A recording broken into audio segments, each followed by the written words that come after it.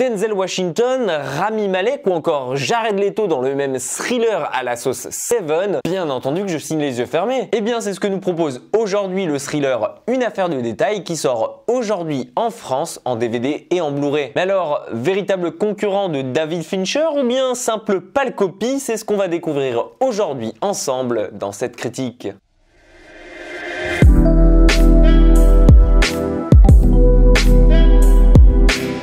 Dans The Little Things, ou bien Une affaire de détail en français, vous allez suivre l'agent Baxter et le shérif Deck à travers une sombre enquête policière d'un peu plus de 2 heures. En effet, pendant la période des années 90, en Californie, le shérif Deck, interprété par Denzel Washington, est envoyé sur Los Angeles pour rapporter des preuves pour une petite affaire de criminalité dans son comté. Mais en arrivant sur place et en s'attardant un petit peu, il va découvrir que de sombres crimes sont commis et qu'un tueur en série semble laisser des corps un peu partout dans la ville. Et la méthode et le mode opératoire ne sont pas sans lui rappeler une vieille affaire datant de l'époque où il travaillait lui-même à la crime. Il va donc décider de rester un peu plus longtemps sur place et d'aider l'agent Baxter, qui semble lui aussi avoir du mal entre pression politique d'un côté et pression journalistique de l'autre. Tous deux semblent ainsi se coordonner et accuser la même personne, mais malheureusement ils n'ont aucune véritable preuve pour pouvoir l'arrêter. Ils devront donc faire preuve de beaucoup de patience mais aussi de beaucoup de ruse pour tenter de faire arrêter un tueur assez sournois et qui joue avec leurs nerfs avant qu'il ne fasse plus de victimes. Au cours de ces 2 grosses heures que dure donc ce thriller, vous serez plongé comme les 2 compères dans une ambiance sombre et délétère et qui ne sera pas sans rappeler aux amoureux de David Fincher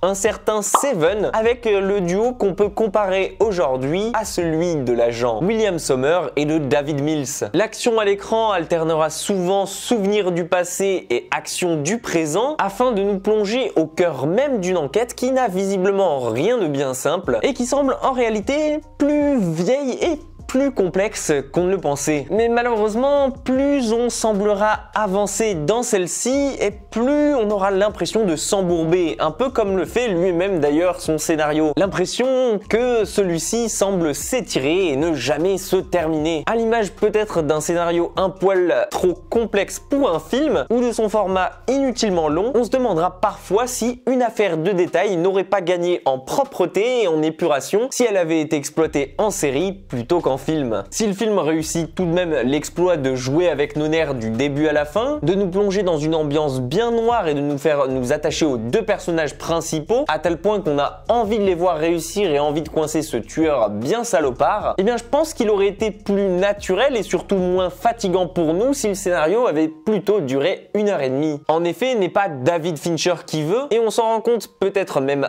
un peu trop tard dans le film pour Johnny Lee Hancock, son réalisateur, que tenir un public en haleine pendant un peu plus de 2 heures, c'est une tâche qui s'avère très complexe. Surtout quand on ne veut pas que le spectateur s'endorme et qu'il arrive au bout de son histoire en ayant tout compris à son scénario. Restera quand même l'excellente prestation de nos 3 acteurs principaux et surtout en particulier celle de Denzel Washington qui semble porter tout le film à bout de bras et nous donne envie de rester jusqu'au bout. Si l'envie vous tente ou bien que l'enquête vous a séduit lorsqu'il est sorti il y a quelques jours en VOD, n'hésitez pas à m'en faire part en commentaire. N'hésitez pas à laisser un petit pouce en l'air si la vidéo vous a plu, qu'elle vous a aidé à faire votre choix et à vous abonner à la chaîne si c'est pas déjà fait. Prenez soin de vous et comme d'habitude, moi je vous dis à très vite pour une toute nouvelle critique.